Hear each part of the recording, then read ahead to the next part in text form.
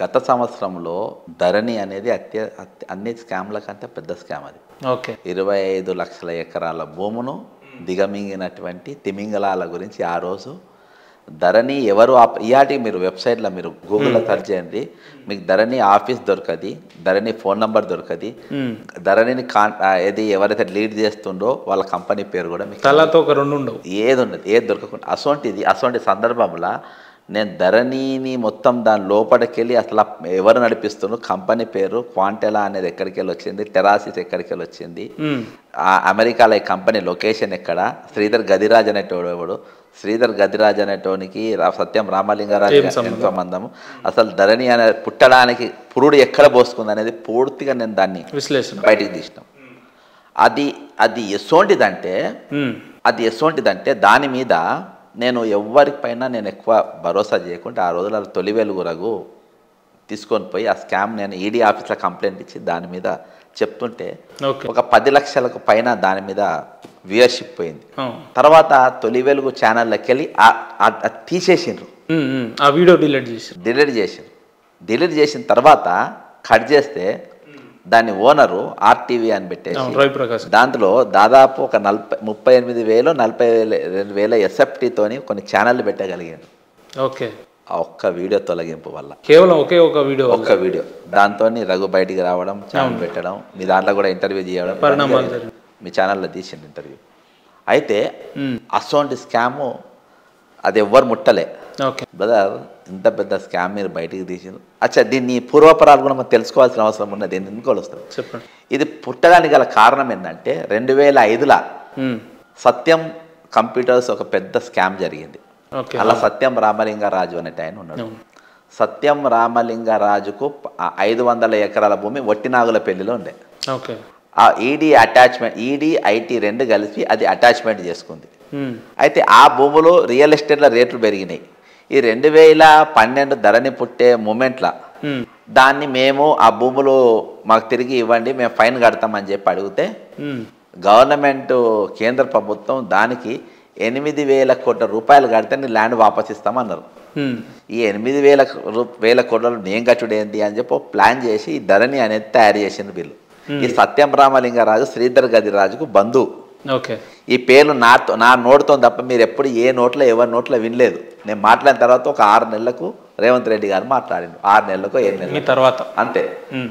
ఈ నేను ఈడీ దగ్గర పోయినా, ఐటీ దగ్గర పోయినా, సిబిఐకి పోయినా ఢిల్లీలో పోయి, సార్ ఇట్లా మీ భూములు పలానా దగ్గర వాళ్ళు ధరణి అనేది ఒక తయారు చేసిండ్రు, అది మొబైల్లో నడుస్తుంది, ఎక్కడ పడితే ఆడ రిజిస్ట్రేషన్ చేసుకుంటున్నారు, ఆ భూములను చూపించి పక్క ఉన్న ఇంకో 1000 ఎకరాలు చేస్తున్నారు, ఎలాంగ్ విత్ రిజిస్టర్డ్ డాక్యుమెంట్స్. ఒక 10 టాప్ కంపెనీలు ఏ కంపెనీ కొనేది దేని మీద ఇవాళ కూడా నా దగ్గర ఉన్నాయి.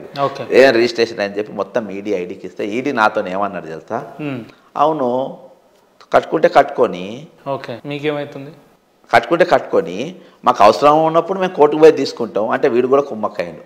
వాళ్ళు మాట్లాడే విధానం బట్టి చూస్తే టోటల్ దాని స్కామ్ 24,000 కోట్ల రూపాయలు గవర్నమెంట్ రేట్ ప్రకారం 1,500 ఎకరాలు ధరణి పుట్టింది వట్టినాగులపల్లి భూమి కాజేనికి.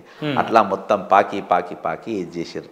నంబర్ 1, ఏ రోజు రేవంత్ రెడ్డి గారు కానీ ఎవరు కానీ పిలిచి ఇది ఎక్కడికి వెళ్ళి తీసినావు ఏంటిది అని ఏ రోజు మాట్లాడలే, సందర్భాలు లేవు, రాలే. కాళేశ్వరం అదొక మదర్ ఆఫ్ ఆల్ స్కామ్స్.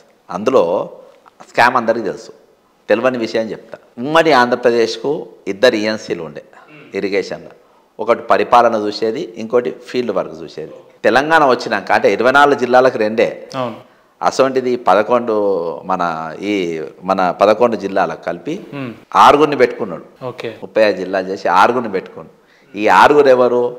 అత్యంత అవినీతి పరులైన ఈఎన్సీలను 6 తీసుకున్నాడు కేసీఆర్.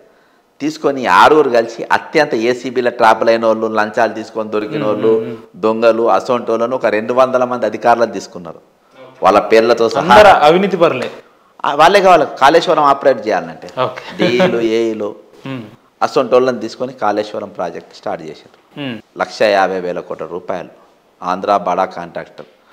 ఈ ఈఎన్సీల పెళ్లిళ్లకు, వాళ్ళ పిల్లల పెళ్లిళ్లకు, వాళ్ళ ఫంక్షన్లకు, ఫైట్లపై పెళ్లిళ్ళు చేసుకుడు, ఒకళ్ళు విల్లాల గిఫ్ట్లు కాళేశ్వరంలో పాల్గొన్నారు.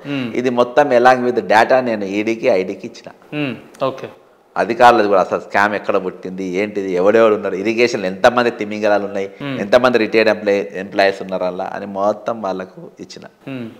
రెండవది అతిపెద్ద స్కామ్. మూడో స్కాము మిషన్ భగీరథ మీద నేను ఇళ్లలో పోయి మీకు మిషన్ భగీరథ పాత ట్యాంకులు పాత పైప్ లైన్లు బిల్లులు ఎత్తుకున్నాడు చౌదరిగూడ, ఇక్కడ ఉప్పలవతల చౌదరిగూడ అలా ఇక్కడ నల్లలు లేవు. గతంలో కాంగ్రెస్ కట్టిన హయాంలో ట్యాంకర్ల మీద అవే అట్లా రాష్ట్ర వ్యాప్తంగా ఇచ్చి దాని మీద బట్టి సొంత ఊర్లోనే ఎగిరిపోయిన పైపులు గీపులు మొత్తం బట్టి కంప్లైంట్ ఇవ్వాలి. నేను కంప్లైంట్ ఇచ్చిన లక్ష్మీపురం వాళ్ళ ఊరు వైరాకాడ, అదే నేను ఇచ్చిన.